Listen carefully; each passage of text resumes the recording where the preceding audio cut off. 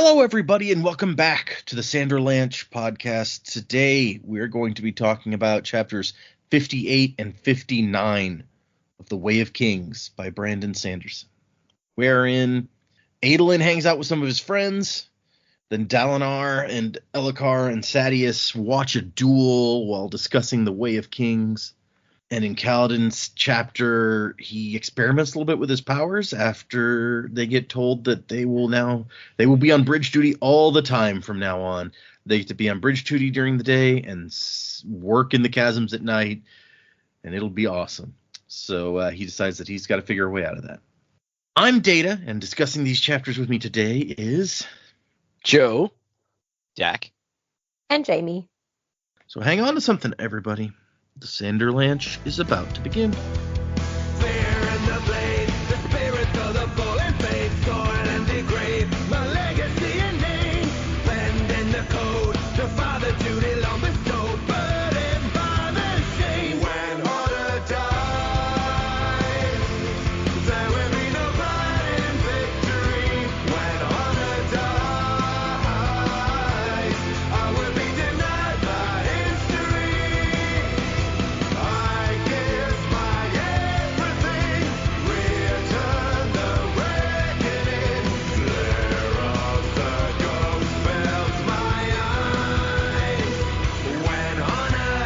So yeah, 2 chapters, and I don't know that I feel like they're the most eventful chapters, especially at this point, like 80% of the way into the book. But there's some interesting stuff going on, I feel like. What did you guys think of these 2 chapters?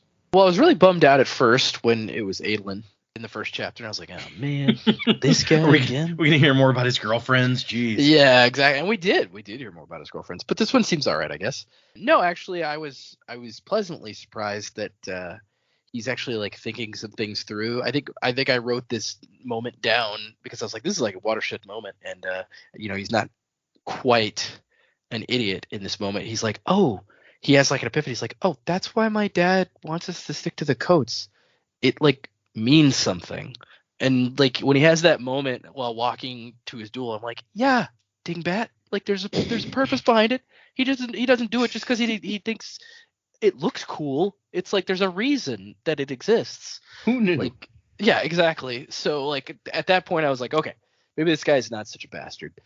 And then thankfully we switch over to Dalinar and we see some really good progress with Elhokar and Sadeas and both, and it kind of makes us hopeful, but then you know how Brandon books are. If I get hopeful, then I start to worry, like, oh no.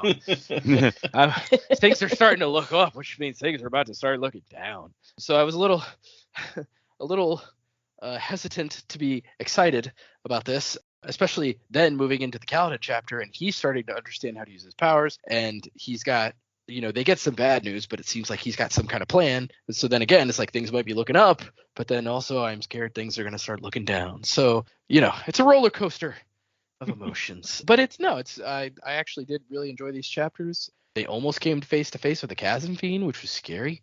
So I'm excited to see what happens next. And at the point when they're discussing like, Sadeas like, oh, Dalinar, you need to take some of my bridge crews. It's going to make things better.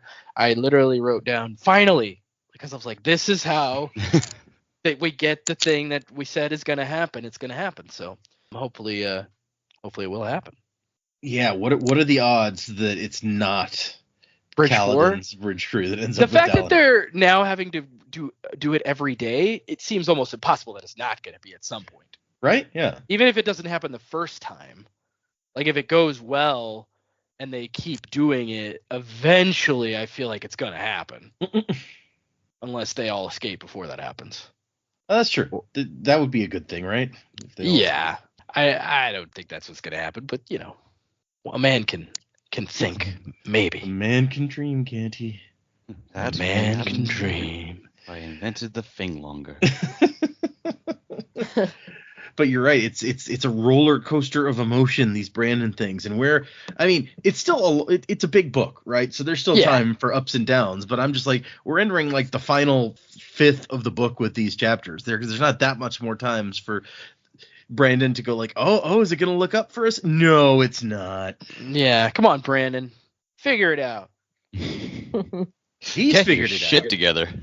Yeah. It's not as if you're already 4 books, almost 5 books into this thing. Hurry up. Figure it out. Yeah, these chapters were fine. Like I agree. I didn't think they were the most eventful. And I think after we've had a few chapters where it's like, oh man, shit's heating up. Things are getting interesting. We've had Hoyd telling stories and all this other crazy crap going on. This one felt a bit lower key than the last few bunches we've done. Not that's a bad thing, but just like this, like at this point in the book, it caught me a bit off guard. I'm like, oh, that was not quite as exciting as I was expecting. I thought we were entering Sanderlanche. This must be like the last little respite we get before it. But yeah, no, like I enjoyed it. I enjoyed like Dalinar talking to Elhokar and Sadeas. I think that was probably my favorite part of the chapters. But I do love that they just randomly like fucking Chasm Fiend right there. Shit, which way's it going? Because it caught me completely off guard. I know we've been talking about, oh yeah, you see, obviously you see Chasm Fiends in the chasms, but we've been down there so many times and we hadn't seen any sign of them. We sort of just forget about them, and then all of a sudden, oh shit, there's one. Well, Kaladin keeps being like, they're not really around here. Yeah. It's so close to the camp. Yeah. Oh yeah, that was just a fun little. Whoa, what the fuck? I do Yup. love me my monster movies. They're just out there waiting to jump out and eat you, these chasm fiends, because as we've established, it took at least 3 shard bearers, 4 if you count Sadeas with his arrows, to take down the chasm fiend before. We've got an unarmed or mostly unarmed bridge crew down here. They're not going to be murdering any chasm fiends, probably. They catch Imagine him how sleeping. pissed all the high princes are going to be when Bridge 4 kills a chasm fiend. Sadeas is just like, oh, will I never hear the end of these people? Yeah, No. because No. Kaladin's just that awesome. No, Kaladin's not going to kill it. He's going to tame it. Crab He's been athlete, recruited. he's gonna write it. It's like, here I go, guys. It's like it just climbs up out of the chasm. He's sitting on its back. They fashioned a bridle, and like he just walks it over to the bridge, smashes it, flips Sadeas the bird, and and Bridge 4 rides on the chasm fiend off into the sunset. And they're like, How oh, Who going to stop him? yeah. He's gonna lash himself to it. That's what he's gonna do. I was about to And then say, it'll how's he gonna tame the chasm fiend? Yeah. Yeah, if he lashes himself to it and just keeps riding until it knocks him off. I It's guess like a that's the rodeo. way to do it. Yeah, exactly. It's like, oh, he lasted 8 seconds. He wins. The chasm fiend's like, oh, it's been 8 seconds. I guess I'll stop. I guess I'll stop. It's Kaladin. He befriends everyone as long as they're not a high prince. He befriended all Bridge 4, some of them by punching them, so it could work for a chasm fiend. He does like to punch. Now I'm imagining like a montage, like in How to Train Your Dragon, where he's discovering like what the chasm fiends like and don't like in order to make friends. Yeah. With them. Hey Shen, help me out here. Shen's like, the fuck you want me to do? Yeah. Who do you think I am? You're kind of crab-like. He's kind of crab-like, right? He's like, excuse me, how dare you, sir? That is hateful. I'm like, man, I liked you better when you were mute. I mean, I guess the Parshendi aren't. I mean, so the Parshendi that they fight have like the armor that they're growing, like, which is maybe kind of chitinous, as Joe said before. I don't know. So maybe they're like crabs. The Parshmen, like Shen, not particularly. They don't have the armor even, so they're not like all that crabby, I guess. Significantly less percentage of crab. Lower human to crab ratio, or human ratio, whichever. Yeah, look, I like these chapters. There wasn't a lot going on. I did find, as in like action-y wise, but I did find myself a little jumpy when certain things were happening. Obviously, the chasm fiend, but also then Adolin going into a duel. When he said he was going for a duel, I didn't actually realize that it was like a setup duel. I just thought he was going to go fight someone, and then it's got all the shard plates out and the shard blades, and I was like, oh my god, Adolin's going to die. This is it. Like, I don't know. And I spent the whole time of that scene just waiting for Adolin to die, which obviously didn't happen. But yes, I'm definitely starting to look for spectacular things coming out of nowhere. I liked that we seem to have two references to the Way of Kings. So there's obviously the Way of Kings when they know what they're talking about, but then Teft is talking about some guy wrote this book Mm-hmm. that they based all these things off. And I was like, oh, we really need to get Kaladin and Dalinar together. This needs to happen. So I'm excited that we're finally getting to a point where that's actually feasible that it could happen. But yeah, good chapters. Still loving it. It is, yeah. We're so close now.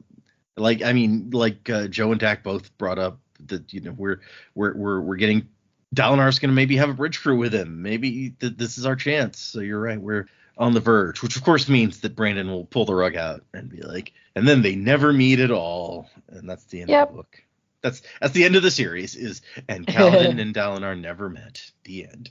But no, I agree with you. There's some fun little details in here, like you said, like that mention of the Way of Kings, that very oblique reference where Teft's like, yeah, some dude wrote some book, I don't know, or his wife. I think he says his wife wrote it because, you know, men don't write. Yeah, men don't write. Yeah. So there's all sorts of little stuff there for people who want to see it. Yeah. Okay, I guess let's do these chapters, y'all. We did The Journey first, chapter 58.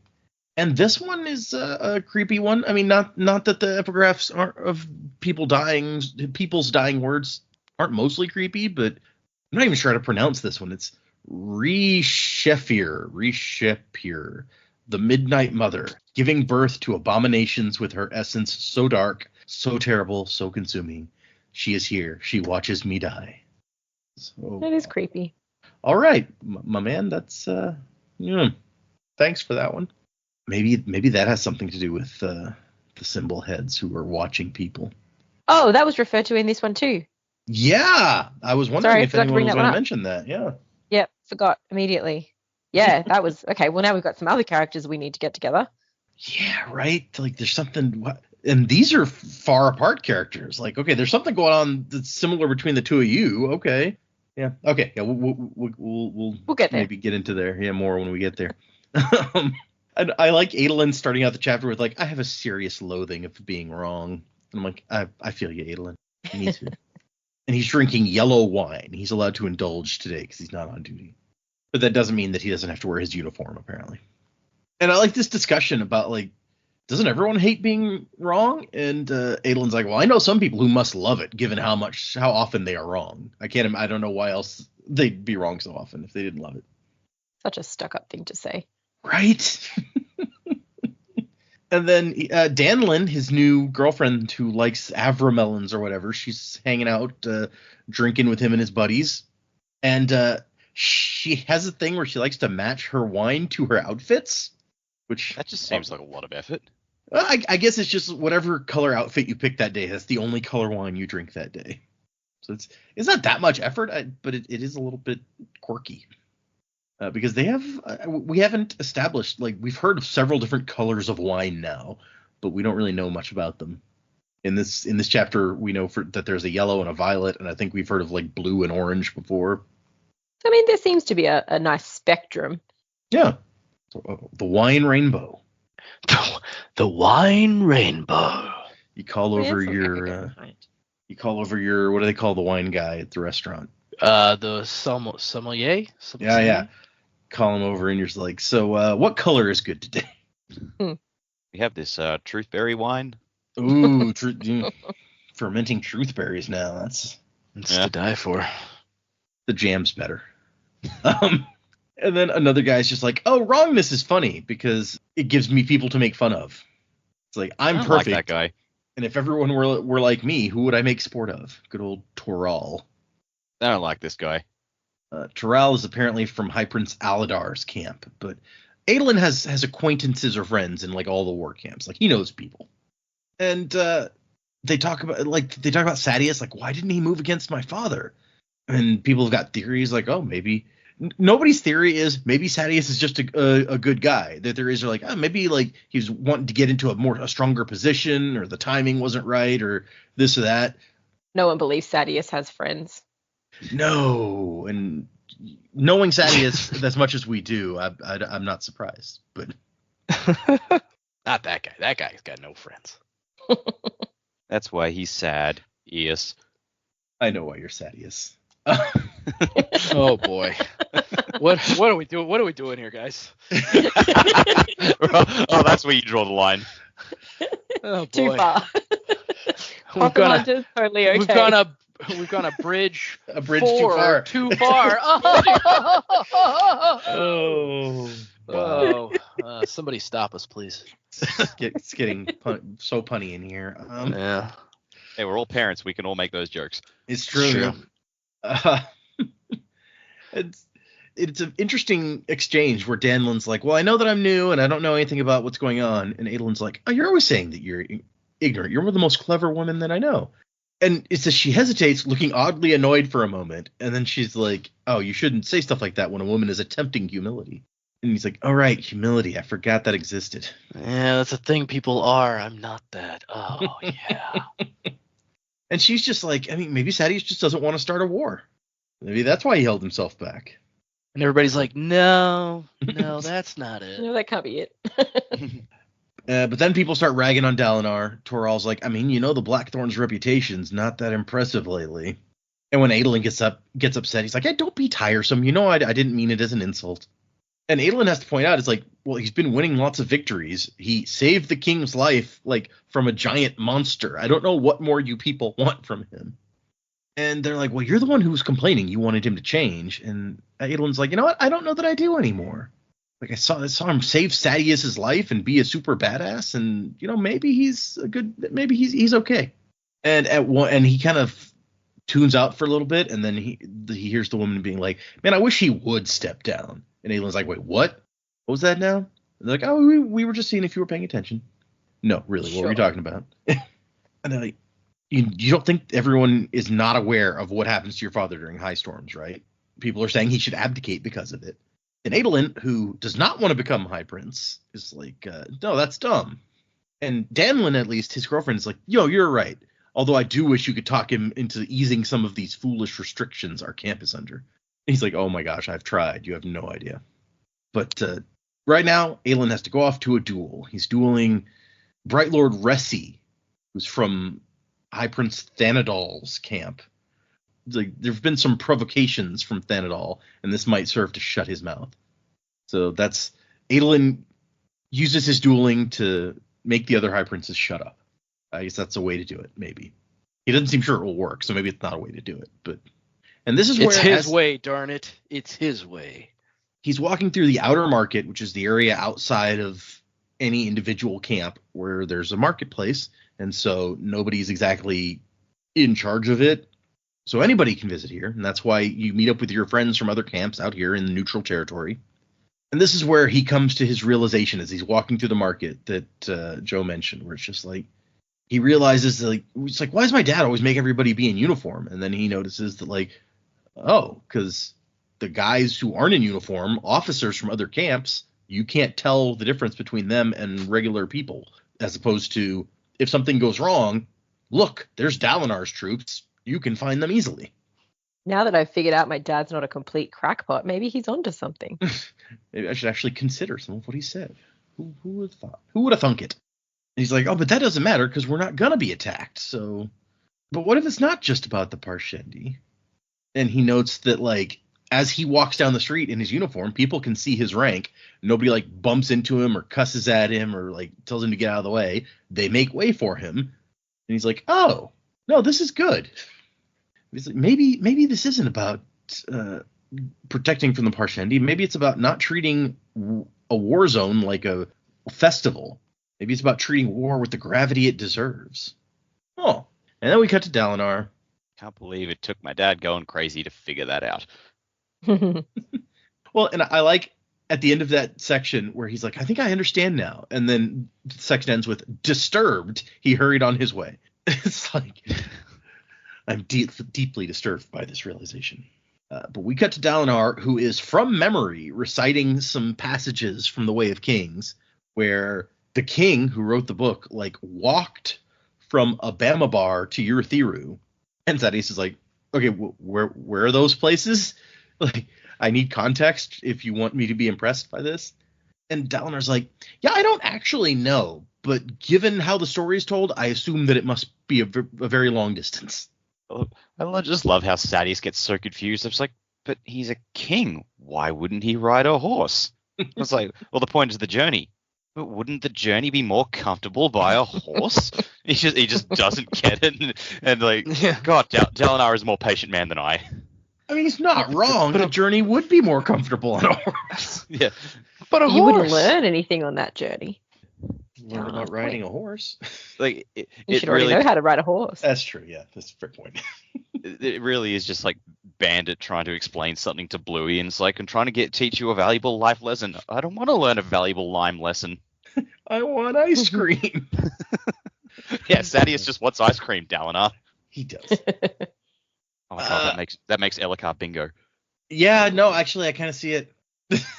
But we find out the guy who wrote the book, I don't remember if we'd heard his name before. Noadon is his holy name, but others call him Bajirdan. And they're like, we don't actually know if that was his real name or not. So some guy wrote a book. We have some names for him. Are they his real names? Who knows? And so, yeah, that's where Sadeas is just like, this is confusing. This guy's a king. Why is he doing this? And Dalinar's like, no, it is confusing, but let me explain. Okay. And he just recites more stuff about, like, this guy, he didn't take any money with him or any attendance. He just walked this long distance singing or working for his supper. And I like the point that he's like, a beggar can do this. And people are telling me that I can't. So they're saying I'm less capable than a beggar. Meanwhile, Elhokar is maybe listening, maybe not. He's watching the duels because he loves duels. This is one of the first things he did after arriving on the Shattered Plains was cart in sand for the dueling arena. Priorities. Yeah. Wow. Gotta have priorities straight. I made the trip, and as the astute reader has already concluded, survived it. Good quote. Another good Way of Kings quote. My family traveled via the direct method and had awaited me for weeks when I arrived. So the direct method is much faster than walking, we get. And that's where Sadeas is like, yeah, I mean, he could have at least ridden a horse. And the king's like, no, like, look what I learned from all this. I could have traveled quickly, but all men have the same destination. All save the heralds themselves must dine with the night watcher. And that's where he makes his point about the journey is what shapes us. The journey is what's important, not where we get to. And so no good can be achieved of false means. The ends don't justify the means because it's the journey that matters, not the end. And then Sadeas and Dalinar go back and forth a little bit about the story. Sadeas is like, it's ridiculous. He also like throws a couple of insults at Dalinar that he's like, oh no, come on, I meant it as a compliment. Kind of, sort of. So your story sucked. Is there one in this book with pirates in it? Ninjas? Better yet, pirate ninjas. Dude.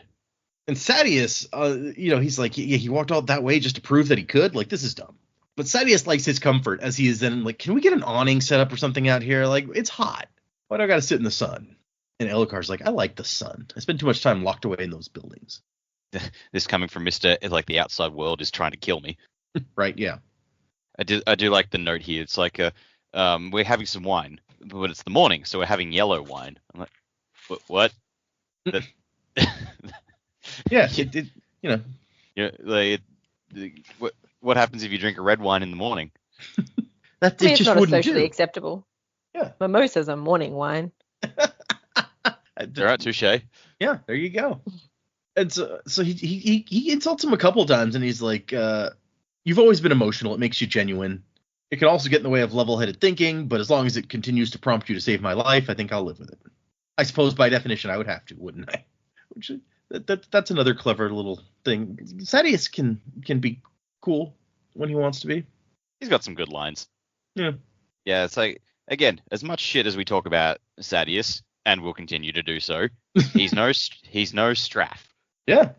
Right. Or who was that? Who was the dickhead king in Atlantis? Oh, Iadon? Yeah. Yeah. Fuck that guy. Sadeas is probably not sacrificing young women in weird rituals. I mean, maybe. Can't rule it out. Yeah. Can't be totally sure. Yeah. And I like Sadeas' conclusion is that Dalinar is a self-righteous prude, but he comes by it honestly. And then he's like, actually, I was just trying to annoy you that time. And Elhokar's like, oh, maybe I should make you the new wit. And Sadeas is like, wait, what happened to the old one? Did somebody finally kill him? And Elkar's Ding like, dong, the wit "Man, is dead. he just vanished. He'll pop up again some other time." I love Elkar's note about wit. He's like, unreliable as damnation. I'm like, what? The end of the world is unreliable? Hmm. Was How is it? capitalized though. It is capitalized. Yep.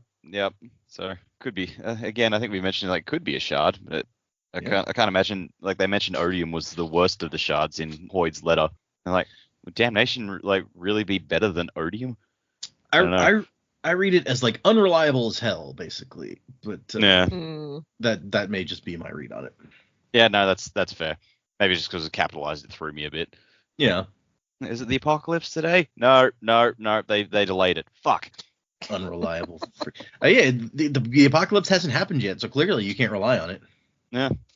Okay. Yes. He looks at Navani and he's like, oh, she's chatting with Adolin's latest infatuation, the auburn-haired scribe, who in that previous chapter, Adolin notes a lot of women with hair that aren't black like dye it, but she doesn't.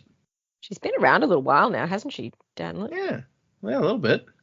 Maybe she'll last. Yeah. Maybe this is the one. No, we probably should stop calling her the latest infatuation. I mean, you guys were theorizing when she showed up she was going to be a spy, so. I still think so.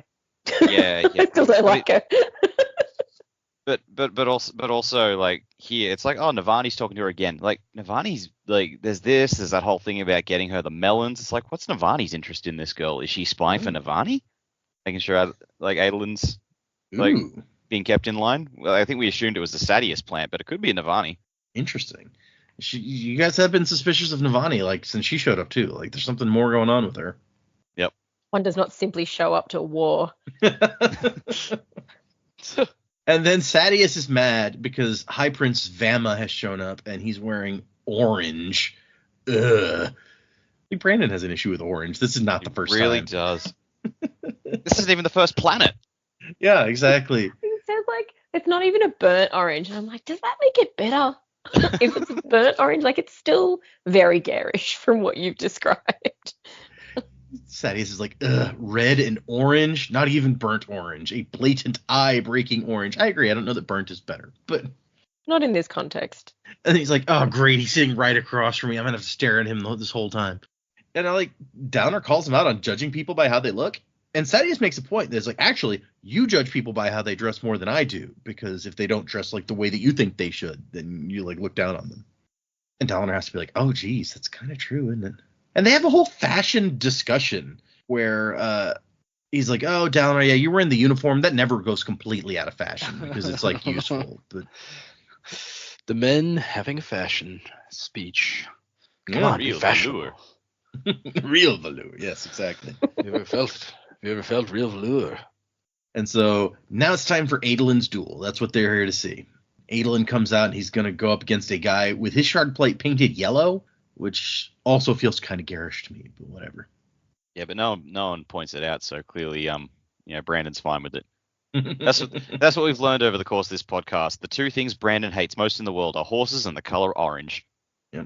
Although in Elantris, it was like the queen was talking about how she hated yellow, so. Yeah, that's true. Just not this time. Nobody's around to hate yellow.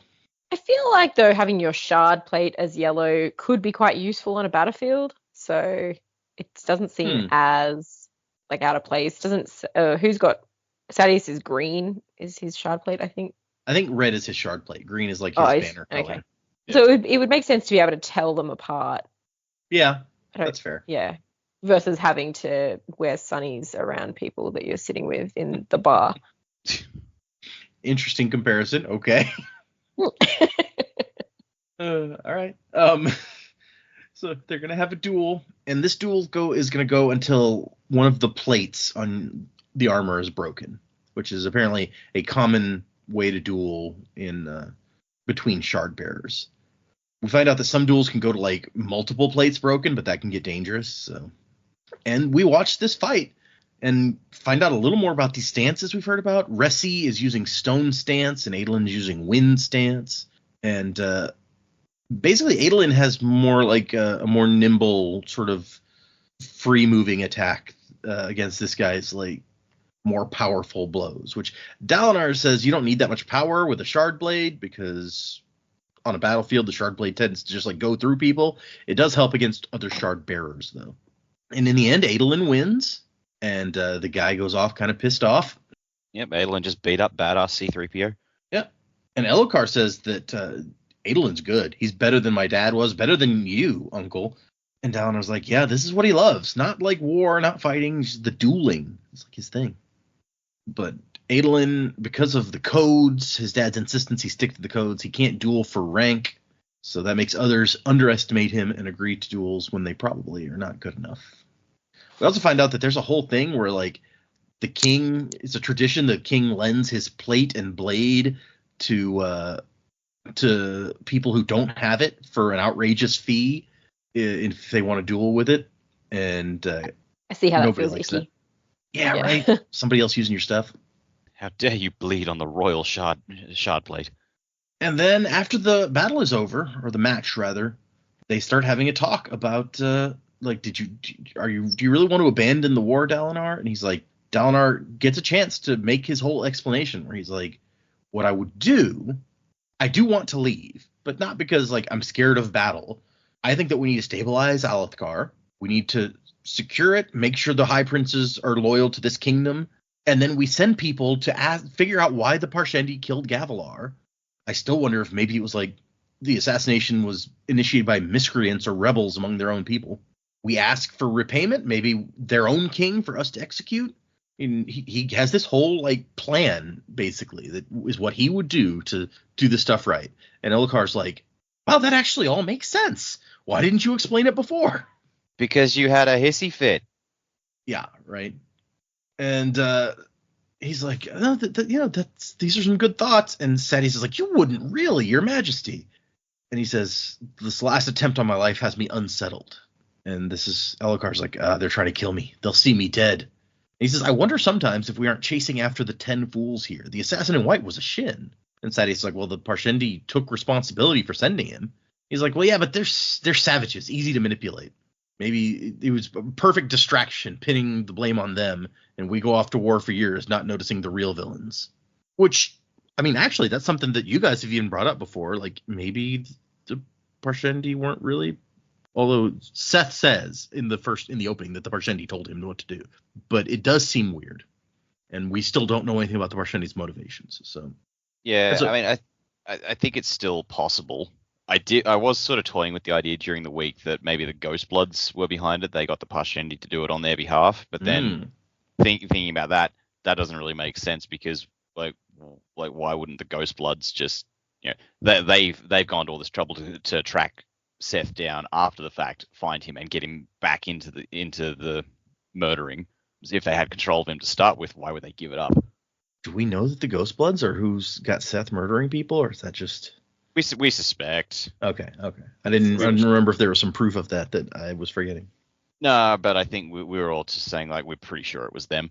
Okay. And so what Elhokar's saying seems to make some sense until he starts to go a little bit off the rails with he's like, they watch me, always waiting. I see their faces in mirrors, symbols, twisted, inhuman.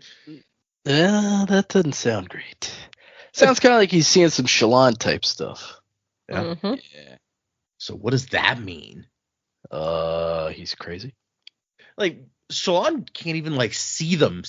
She sees them in her drawings, and I guess Elhokar says he's seeing them in mirrors. So this is really getting like some horror movie shit. Like reverse vampires. Yeah. So I wonder if it's something that you like is maybe it's there for everyone, just people aren't attuned to it. Like this is something that's developed in Shallan because she wasn't always seeing that. Mm-hmm. So perhaps it's something in Elhokar is developing as well. Or if he was artistic and allowed to draw, maybe Shallan's seeing it earlier. So maybe at some point you do actually end up seeing these things. Oh, so maybe he's just further along than she is. That's an interesting idea. I have nothing to base that off. Well, and I guess we don't know for sure that, like, it might be that these things don't live in Yaakovet or whatever, so Shallan could have seen them but didn't because she never left her father's property until she came to Kharbranth. So maybe they hang out there, and that's why she never saw them before. Maybe. Although we're a good ways from Carbrant here, and they are hanging out here if what Elokar says is true. So Maybe you just can't be in your homeland. You've gotta leave. They are both traveling. Yeah, these are travel spren. I feel like more than just two people would be seeing them if that was the case. And I like at this point, Dalinar and Sadeas are like looking at each other like, what the hell is he talking about? Dalinar's going, you're worried about my visions? It is interesting, like that Dalinar is kind of like I don't know if my visions are real or not. I need to explore it. What's that? Elokar's having visions as well? Oh, fuck it. Well, he's crazy. You think Dalinar of all people Clearly, might be more open to it? That's a good point. Yeah, Dalinar's just like, oh, his paranoia is getting worse. Yeah, maybe you shouldn't be throwing stones, Mr. Glasshouse over here. We all know Dalinar will reflect on it. Yeah, he may think about it later. Yeah. Yep. Wait, was that a pun because of the mirrors? It wasn't, but I'll take it. It's so happy accident. We segue into a conversation about the like, oh yeah, these new tactics are going so well, and Sadeas is like, yeah, but Dalinar's still using his stupid slow bridges. Sometimes like they kill tons of my guys before Dalinar even gets there. And between Sadeas and Elokar kind of needling him, like, come on, Dalinar, compromise. Use Sadeas' bridges one time. They even come up with this idea that it's like, look, you can still get there after him so that the archers won't shoot at the bridgeman you're using. So you won't be risking any extra lives but you can still get there faster. And he's like, well, but what if like the archers start firing on my bridgemen? What if you can't distract them well enough? And Sadeas is like, well, then we leave. We call it a failed experiment and move on. And so Dalinar, after a bunch of needling, is like, fine, okay, I'll try it your way one time. We'll see how it works. And then as Dalinar's leaving, Sadeas is like, hey, you know what? Send me over a copy of that book in one of your clerks. Maybe I'll listen to some more of those stories. And Dalinar's smiling like, I'll do that, Sadeas. We're going to be friends again. Sweet. Yay. I gave my friend a book recommendation. He's actually going to read it. And then our second chapter is An Honor. And we get this one is not as dour as it is just kind of weird, I think. Above the final void I hang, friends behind, friends before, the feast I must drink clings to their faces, and the words I must speak spark in my mind. The old oaths will be spoken anew. This one, spoken by a light-eyed child of 5 years. Diction improved remarkably when giving sample. Indeed. So what does that mean? Why is the feast clinging to faces? That seems unsanitary. It does. A feast he or she must drink. So how do you drink a feast? Is it like a smoothie? But it's clinging to their face. Like, do you need to lick it off the faces? Oh, this is getting gross. Okay. This is a book podcast, right?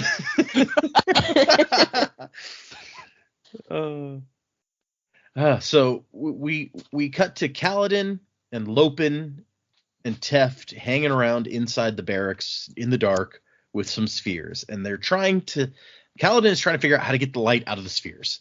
He's been apparently drawing stormlight and using it without being conscious of it. So now we're going to try to consciously do it.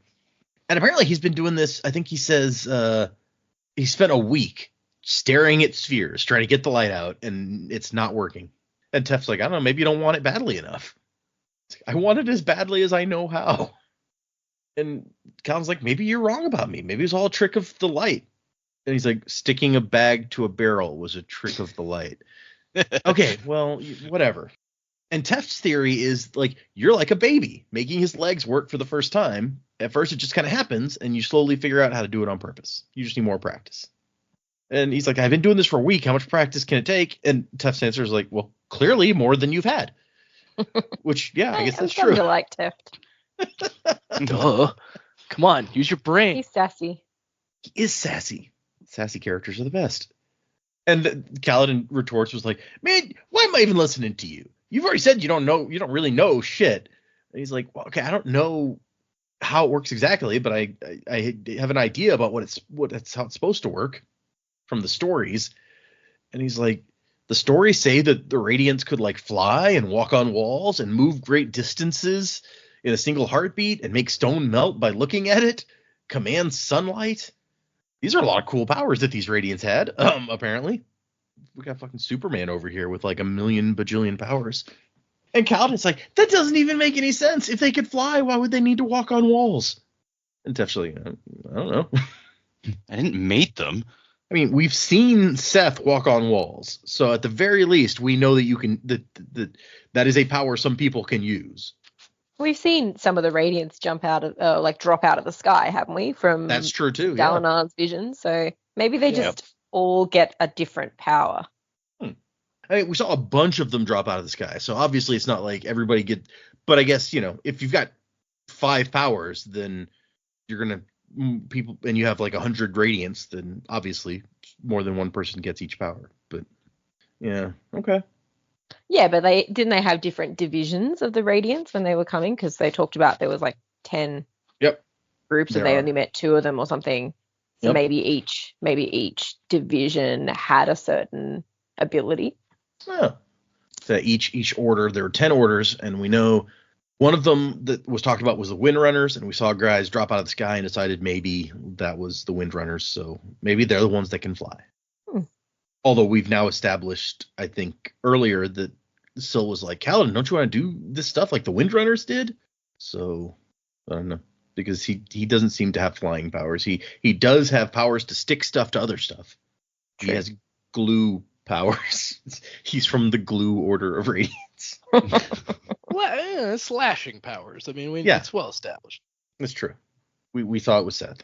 Yeah. Seth explained it all in like the first chapter we read, or the prologue actually. We'll have to go back and read it. Yeah. Kaladin is the one who needs to go back and read that. Like, just come on. How come you don't know how this stuff works? We'll just jump into the text and go, here you go, Calendar. This might explain a few things for you. Okay. Man, this book got meta. Right? And Tef says, you're not a Radiant yet. You can infuse, but being a Radiant is more than that. It was a way of life, the immortal words.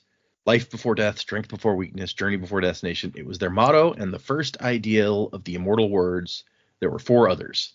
And Colin's like, oh, what were they? Like, I don't actually know. Each order had their own, like, 4 ideals, but the first one was the same for each of them. Or supposedly. And like Calvin's like, well, yeah, life comes before death. No shit. Like, how is this a revelation? It's like your great religious book. Yeah, we live before we die. Doy. And the Teft has to be like, no, it's about protecting life, not killing unnecessarily. Living is harder than dying. A Radiant's duty is to live. And journey before destination, which, hey, we were just hearing about journey before destination in that book, that how the journey was more important than the destination. Who knew? And Calvin's like, do you really believe anybody's going to follow those kind of vows, especially a bunch of light eyes? Men always pretend things like virtue or divine guidance or a mandate to protect the rest of us. Is this where he talks about the king writing it? Because I was just like, I feel like it should be, but I'm not seeing it. So maybe not. Maybe that comes later. Oh yeah, there it is. I just missed it. It's all out of some old book that his mother read, Teft's mother read. There was some old king who came up with it, had his wife write it in a book or something. My mother read it. So there you go. And this is when something happens. It's like, oh, hey, somebody's coming, Kaladin. So they have to stop practicing and go outside and meet Kashal's palanquin. Which, it says her tall, oft silent husband walked alongside. I don't know if we ever heard him say anything. Nope. Also, Gaz has not reappeared, it says. So, wonder what's up with that. I do wonder where he is, but not in any concern for his welfare. You're like, I'm curious, but I don't actually care about him. Yeah. It's like, it would be nice to have an answer, but I'm not worried for his safety.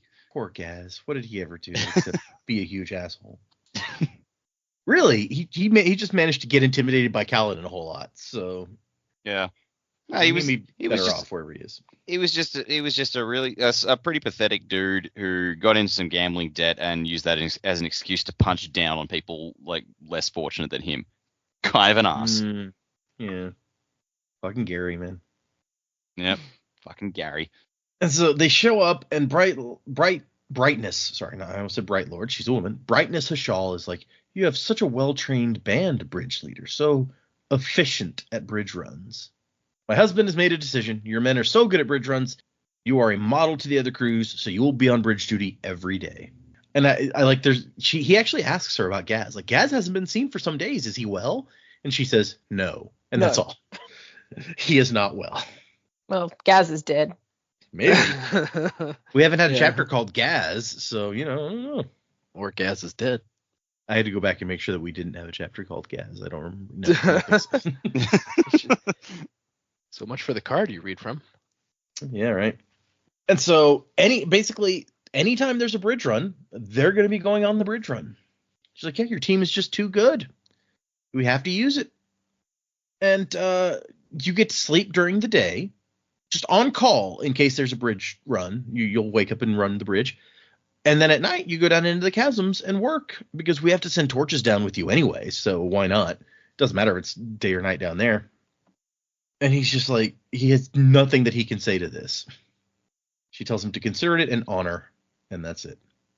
He had to stop himself from saying what he thought of her honor. So basically, they're going to double the number of bridge runs they go on, double the rate at which they're dying off.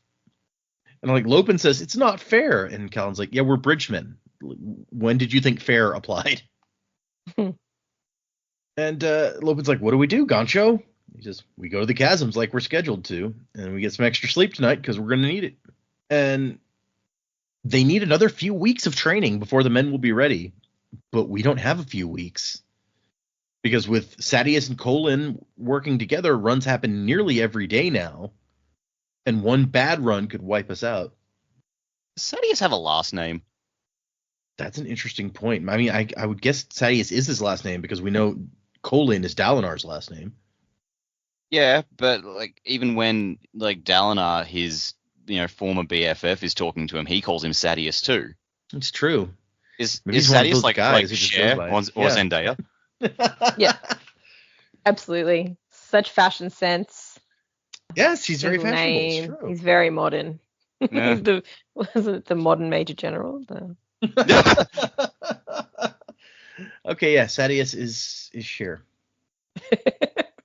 Or Beyonce. Sadius is Beyonce, clearly. Oh yeah. Bless.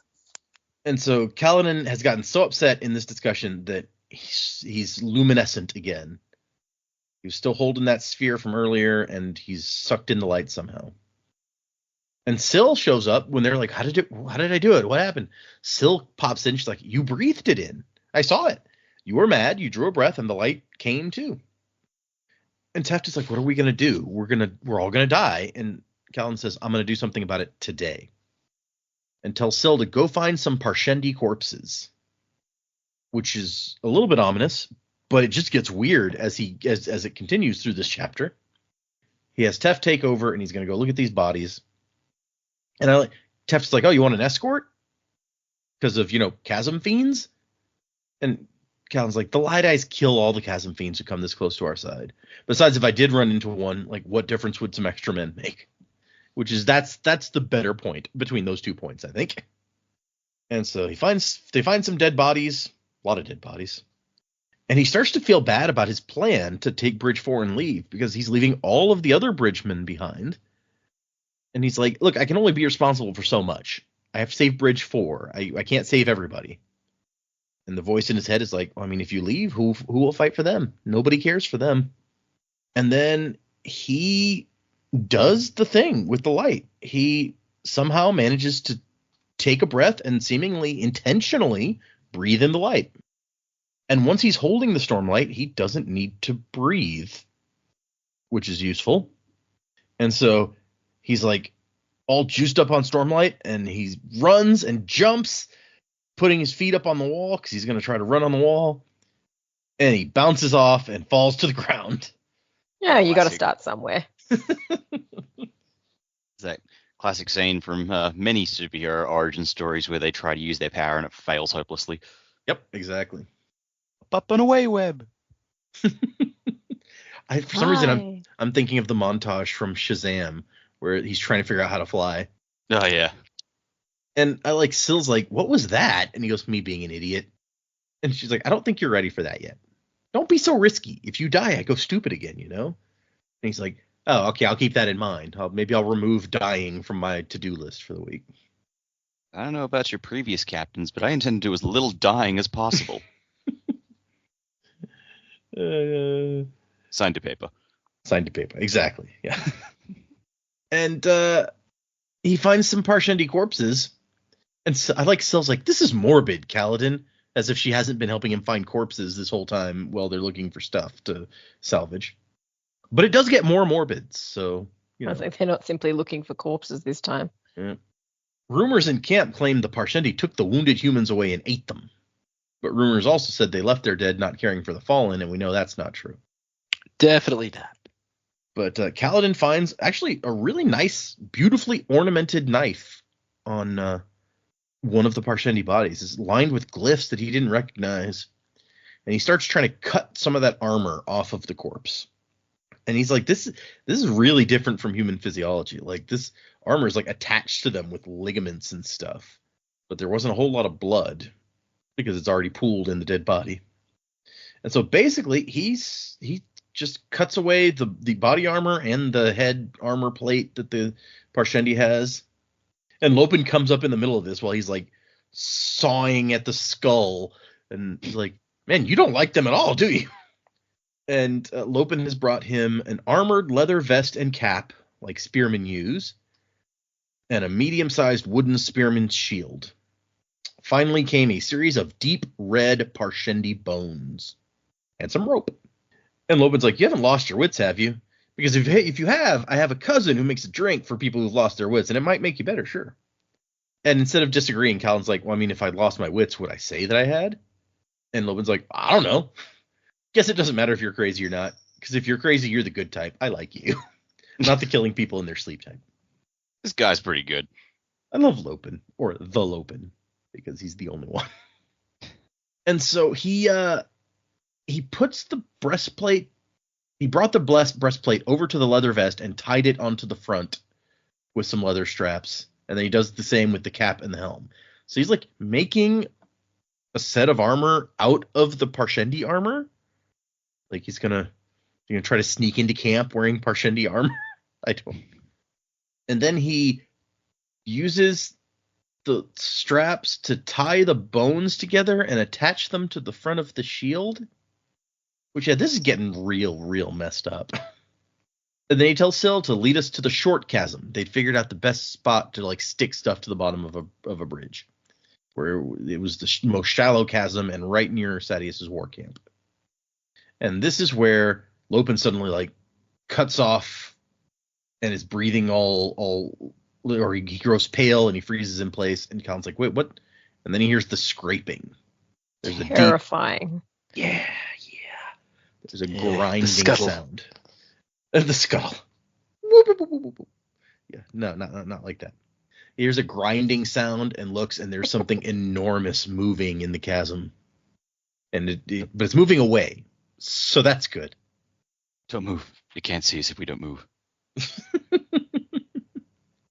I like, if you've ever read The Lost World, the second Jurassic Park book by Michael Crichton, yes. They make fun of that hard, where they're like, oh yeah, some idiot had this theory about how T-Rex couldn't see you if you didn't move, but it's really the stupidest theory ever. Why anyone would believe that? Yeah, but that was Levine who was really shitting on it, and Levine was an asshole.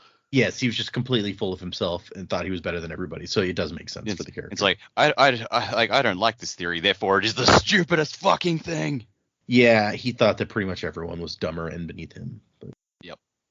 Anyway, I just reread that not long ago. Actually, I love that book. Yeah, me too. But okay, sorry, I lost my spot. I like, after it's gone, Lopin's like, I guess the nearby ones aren't all dead, huh, Goncho? And Colin's like, yeah, I guess not. No shit. And Syl shows up. She's like, hey, what's happening? Chasm Fiend? Really? We should chase it. Yeah, you could fight it, I bet. She's just messing with him. It's fine. And so they get over to the bridge, and he was going to have Rock shoot an arrow with the rope up there. But every time you shoot an arrow, there's a risk that if it misses, somebody's going to notice this arrow flying up out of the chasm. So he gets an idea. And he says, we need rocks, fist-sized rocks, a bunch of them. And he whispers those words, the immortal words, as Teft calls them, the first ideal of the Knights Radiant. And he breathes in and gets that stormlight going.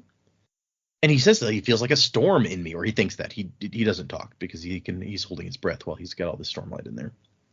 And then he goes, this better work, to himself. And he starts sticking the rocks to the wall to make like a ladder that he can climb up and get out. Or not out, but up to the bottom of the bridge. And he does kind of a whole thing with like the rope, like, and the bag of like weird armor that he's made, and he like gets it up tied up there. And then he's kind of hanging from the rope, and he's like, okay, what do I do now? And Syl's like, you should cut it. He's like, what? While I'm dangling here? And he's like, you'll be fine. He says, that's a 40-foot drop. And he goes, no, I feel right about this, Kaladin. You'll be fine. Trust me. You insulted me the other week. I think you should apologize. By cutting a rope and dropping 40 feet. No, by trusting me, which, okay, that's fair. And he does it. And he does like an Iron Man landing and like throws up like chips of stone when he hits the ground. But he's all right. And Lopen is like super impressed. Like, that was incredible. And Syl's just like, I told you so. And so Kaladin says that he wants Lopen to get that armor on the next bridge run and then give it to him right before the final assault. And Lopen's like, I don't think they're going to like you running a bridge in armor, Goncho. This is not going to be any different from what you tried before. And Kaladin says, we'll see. Just do it. And that's the end of our chapters. So let's move into predicaments. I will give you guys, we're going to read 3 chapters for next time. So I'll give you guys some more chapter names and see what you think. 60 is called That Which We Cannot Have. 61 is called Right for Wrong. And 62 is called 3 Glyphs. For whatever that is worth. There you go. That Which We Cannot Have. What was the second one? The second one is Right for Wrong. Okay. And the third one? And the third one was 3 Glyphs. Okay. So That Which We Cannot Have. I'm going to guess that's good old Gavilar's sister-in-law. We can't have that. She's not havable by him. Fair. And it's going to be either either that or I'm going to keep on guessing that this is going to be her perspective, and she's like, yep, I can't have Gavilar. Right or from Dalinar, wrong. you mean? I mean, Gavilar's dead. Can't have him. She definitely can't have Gavilar. Yeah, he's dead. But yeah, the Dalinar, I can't have Dalinar. And then the next right from wrong, Dalinar's like, I don't know right from wrong. Should I pursue this woman? I can't do that. It's my brother's wife. And that's what that chapter's about. And then Glyphs is Kaladin, because he's always talking about how he can read glyphs, the frickin' braggart. Those are just silly predictions, because I don't know what else to say. So that's what I'll say. Where do I think we're going, man? Well, I think I've kind of talked about it a little bit. I think Adolin's going to come around to his dad's way of thinking. Like, okay, I should just do what my dad says. He's actually a pretty smart guy. So there's going to be less pushback from Adolin. Dalinar and Sadeas seem to be getting along, which could only mean that things are going to go horribly wrong. So Sadeas, I'm still like waiting for a Sadeas axe to fall. So I'm going to keep waiting on that. And then also we've got Dalinar and his sister-in-law. I think there's going to be a lot of sexual tension, and it's going to continue to be tense, and it's not going to be good for anybody. And Elhokar is going to be like, you're going to bang my mom? That's messed up. You're out of here. Yeah, that sounds good. And what else? I'm building a real soap opera here, if you can't tell. Yeah, you are. And then we're going to have Kaladin, and he's finally going to meet he's not going to meet Dalinar face-to-face, because Dalinar's the High Prince, but he's going to have to run bridges for him, and he's like, oh, these guys aren't so bad. And he's going to figure out a way to be like, hey, can we just be like your permanent bridgeman? And then everybody will be happy. Except for all those other bridgemen. Right, exactly. But that'll be that. Those guys are jerks anyway. We don't like them. Yeah, they're the worst. Kaladin was starting to save them, and they're like, how the other bridge crews treat us.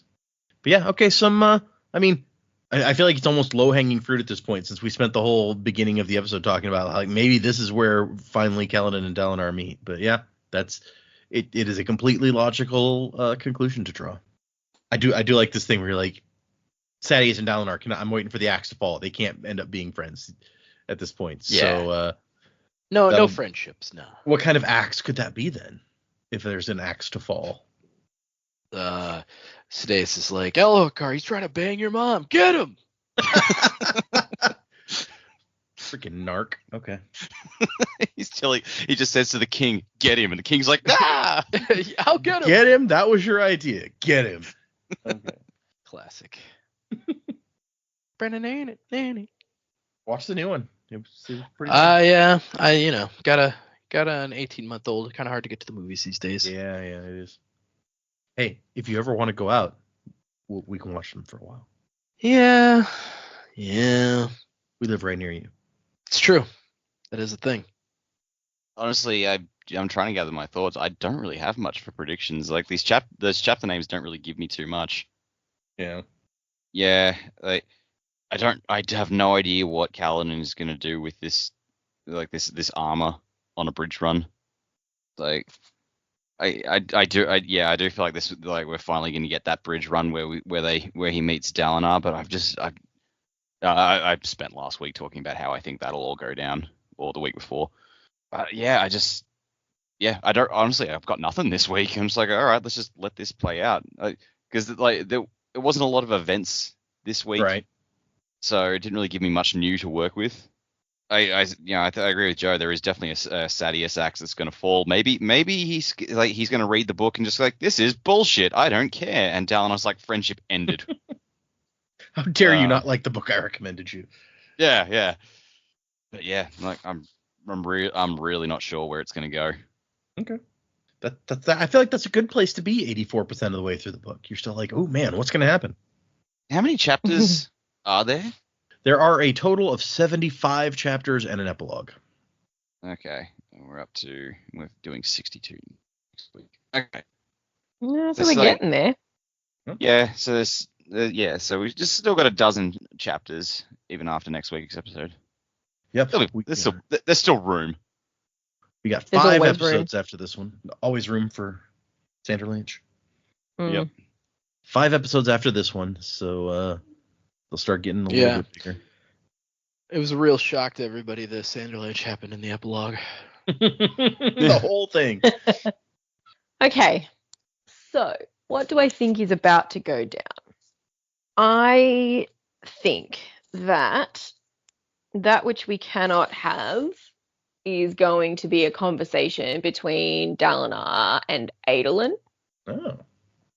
I feel like Adolin, like, he's been thinking about these things with Dalinar, like with the Way of Kings, or not necessarily the Way of Kings, but this is why we wear the uniform and all that sort of stuff. Maybe we can't have these things because of the situation that we're in, or because of the codes, or something like that.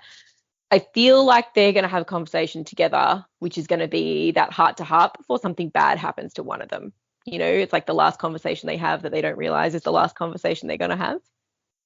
If we're predicting that one of them might die, this could be getting close to that time. So I think that's where I'm going to go with that. Right for Wrong, I think, is going to be Kaladin's chapter. It almost sounds a bit like, journey before destination, life before death. Like, I know it's not that exact phrasing, but I want to say he's going to do something like crazy. And I'm thinking he's going to pull out that Parshendi armor exactly when the army doesn't want him to. He's going to enrage the Parshendi, which is going to just cause some problems, make them angry because someone's handled their dead, right? Mm-hmm. He knows it's going to make them cranky. So I think Kaladin's going to do something like that then, which I think is then going to attract. So in the 3rd chapter, 3 glyphs, I think, is going to be Dalinar's perspective again, seeing whatever's going to happen in that, as a result of that.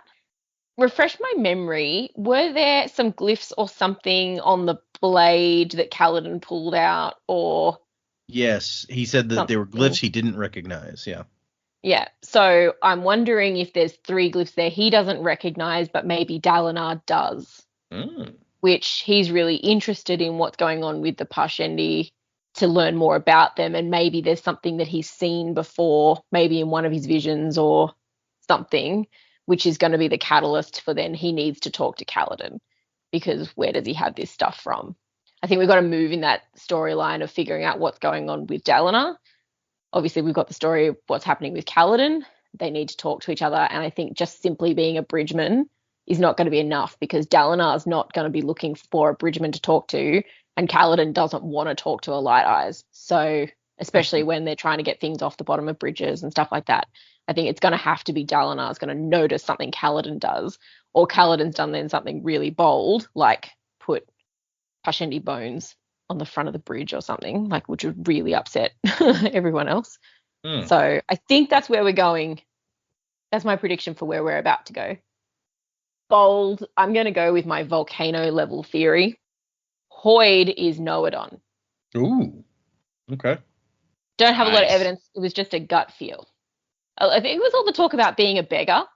I was like, Hoyd is I see it. like, Ah, Hoyd is a bit of a yeah. chameleon, right? He can blend in. He learns things. He learns the ways things are done and can get into anything that he needs to get into. He's been around a long time.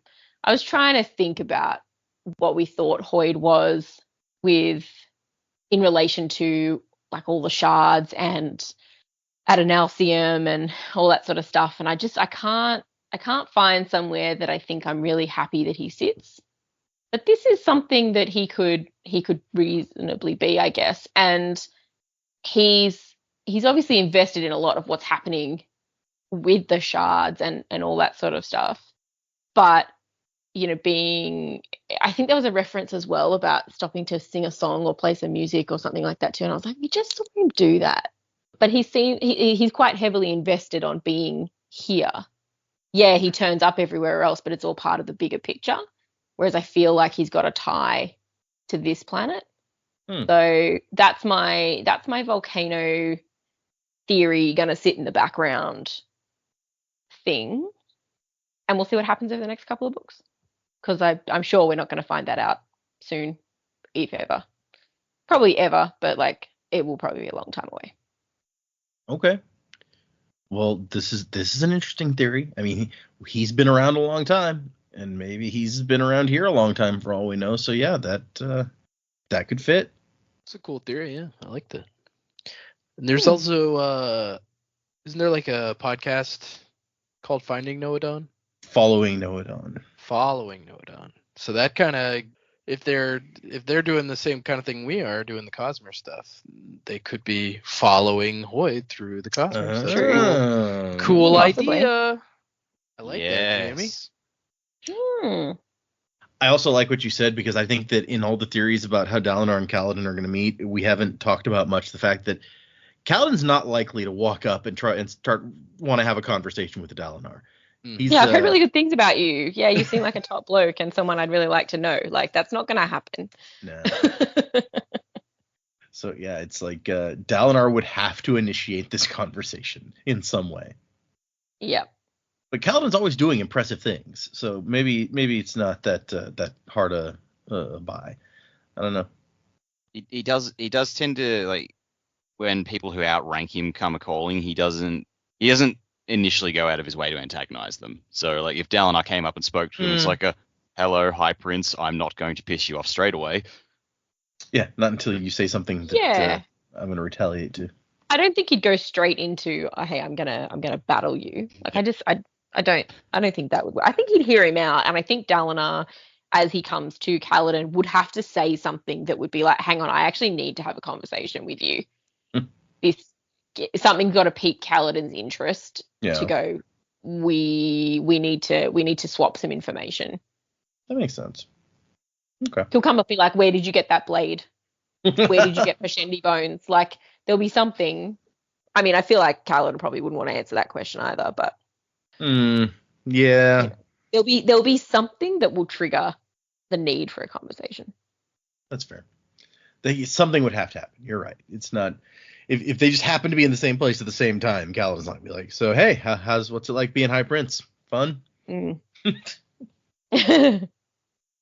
Just imagining like Rock or someone just saying, it's like, hey Kaladin, like Bright Lord Dalinar wants to talk to you. Fine, but if he says one thing I don't like, I'm leaving. Hello, Bridgman. I'm leaving. Like, hey, my son says that you owe him some money. I don't know what that's about. Oh, please. Adlin can't keep the girls he's dating straight. He's not going to remember a random Bridgman he paid. It's probably true, honestly. Okay, well, good theories. Nice, some nice ideas going around today. But I agree with Dak's kind of perspective also that it's a little hard to come up with new stuff based on what we saw today. There wasn't so much to work with. You say that right on the back of like people of the other two coming up with some pretty cool new stuff.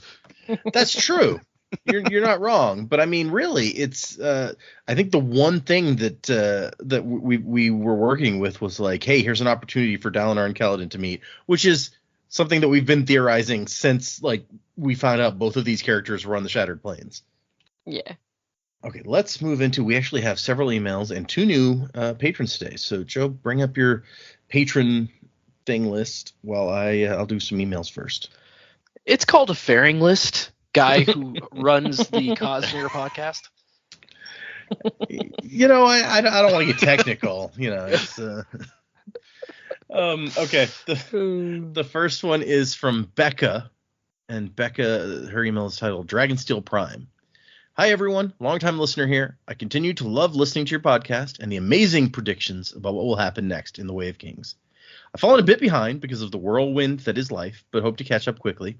I just finished listening to the episode where you shared your top 5 Cosmere characters, and it got me thinking about my own. I won't share them because many of them are from Stormlight, and I don't want to give any spoilers by accident. Yeah. While thinking through my own top 5 list, I found a pattern in the character type that I really love, which leads me to a question. Is there a type of character that you tend to enjoy most or find the most engaging, either within the Cosmere or just in general? I love characters that are often overlooked, underestimated, or unexpectedly gain skill or importance. I love an underdog story or a character that has an off-the-wall sense of humor. This might be kind of lame, but I'm like a protagonist guy. Like my main protagonist has got to be the coolest, most interesting character. That may make me pretty cliche or whatever, but that's what I likes. Basic Joe over here, you know. Yeah. I like crotchety old bastards with a heart of gold. Nice. The clubs, or Mad Eye Moody, or Stannis Baratheon. Yeah, you really do, don't you? She's like, wait a second, I've never thought this about you. This is an authentic answer. Not saying that anything else wasn't, but yeah, actually, you do have a type. Yep. Oh, I don't know. I think I'm a bit of a plain Jane too. The underdog. I love someone having to overcome something and be better for it in the long run. Yeah, that makes sense. You got that character growth. Yeah, I do love a really great villain though, like a strong villain, strong motives. Yeah, well written villains are also pretty good. Like you love to hate them. I can agree with that. Do we love to hate Straff? Is that? No, we just hate Straff. We just Straff. Hated him. Yeah, that's fair. I mean, also really well written, but also reprehensible. So bad. Yeah. We don't want him around. Easy to hate. Yeah. Okay, that's fair. If I'm answering that, I like scholarly characters. Like I feel like Shallan's attitude of like, man, I just really like studying and like learning things and being a scholar. Like her and Yasna are some of my favorites in this book for that reason. Which it's kind of weird because Elend was never my favorite, and he's also kind of that way, but he annoyed me. Not that I dislike him. He annoys me in the first book, probably especially, but he does kind of grow on you. But he was never like my favorite, which is, like I said, I don't think he was anyone's favorite from the bat. Like everyone was a bit like, oh, this guy, and then by the end of book 3, we're like, okay, Elend, you're all right. We'll keep you. When we read the end of the first book, Yeah, when we read the end of the first book and they made him king, we're all like, what? King. Oh. That guy? That was also like, oh, like he made this amazing speech and they instantly decided to make him their king. And we didn't even get to hear the speech. Yeah. It must have been some speech. He's like, you don't understand, guys. This kingdom's going to have blackjack and hookers. I also like sarcastic characters, I feel like. But anyway, Becca says, I also like, like the characters who are honest about their, like, they're just like, look, that's what I am. I know that I'm not better. I can try to be, but good to go back to Song of Ice and Fire. Like my favorite two characters are Davos Seaworth and the Hound. Like very different parts of the spectrum, but they're both just like I know what I am, and I know like I'm not great, but I'll at least I'm honest about it. And like, yep, fair. Interesting. Okay. I can think of some characters like that who are pretty fun. Yeah. Yeah. For some reason, Badger from Firefly pops into my head. But anyway, I don't know that he actually does know what he is. He kind of thinks highly of himself. But anyway. Never saw enough of him. She signs off like, keep up the amazing work, life before death, Becca. And then she sent a follow-up email. Hi again. Forgot to ask my second question, which is actually the title of the email was Dragonsteel Prime, and that email did not address it at all. So here we come to the second part. It's like, just found out that Brandon has released Dragonsteel Prime for free, so anyone who wants to can download it and read it.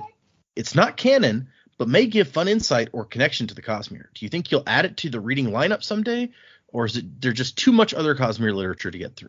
So I don't know that I will add the Sanderson Curiosities to the list of like stuff we would read, particularly not Cosmere. I mean, maybe like after we did the non-Cosmere stuff, but the like Way of Kings Prime and Dragonsteel Prime, I'm just like they're so like I don't know about Dragonsteel because I haven't read it yet, but there's just the potential there to spoil things because these are stories that he wrote and then took at least pieces of to move into the future. Like like Way of Kings Prime is a very different story from the Way of Kings, but there's so many pieces in there that are relevant to what does happen in the Stormlight Archive that I'm like, if we did read it, it would have to be way down the line. And so I don't know yet is the answer on that. I talked about previously, maybe that could be a thing that I'd let like, Dak or Joe or somebody read and record themselves for the Patreon like I do with the stuff for the Patreon. Maybe that's a direction we could go with it. I'm just, like I said, worried about potential spoilers. So I don't know is the answer, Becca. We shall have to see. At the very least, I need to read Dragonsteel Prime first and then move from there. So thank you, Becca. That was a fun email. The next one is from Adam, and it says, Moash is great. What is Dak talking about? That's the title. And the email says, I don't know why Dak hates Moash so much. I mean, all he's done so far is be kind of mean to Kaladin before he understood how much Kaladin really cared about helping Bridge 4. In fact, now he's totally on Cal's side and ready to be like his right-hand man or something. In terms of his hatred for Light Eyes, I'd be pretty upset with the ruling class too if they treated me like shit and forced me to run suicide missions just so they could get a little bit richer. And sure, killing them all might be a little extreme, but it's not like Moash is actually in a position to do it or anything. I don't know what to tell you, man. I just like I think I've said it before. It's like I can't quite put my finger on it, but something about the guy is just making my skin crawl. Yeah, sometimes you get that. Old man. He's not a crotchety. He's a crotchety young man. Yeah, it doesn't count. No, but no, like honestly, it's like just something about the guy doesn't sit right, and it seems to be making waves with some of our listeners, and it's making Data laugh a lot. So I'm just like, all right, well, it's good for comedy, so let's just keep going with it.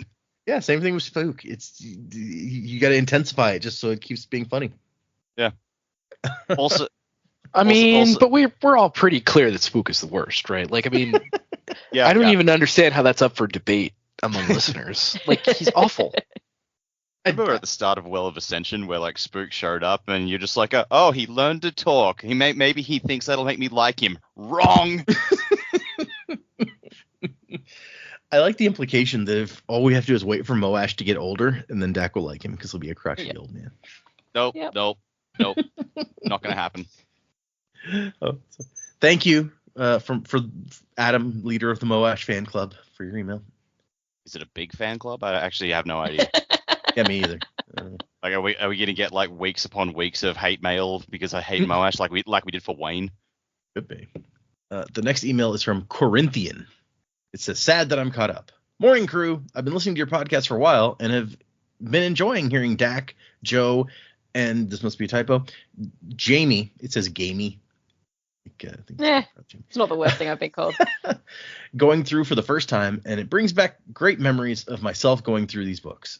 Stormlight Archive is the series that I've been excited for you to get into, and I will work on rereading these prior to the new book being out in November. Thanks again, from Corinthian. I'm glad you're enjoying it. Thank you. We got 2 more emails, but I think we'll save those because we got 2 patrons, and then we'll wrap up. Our first new patron at the ska level is Helen. Helen, the ska level.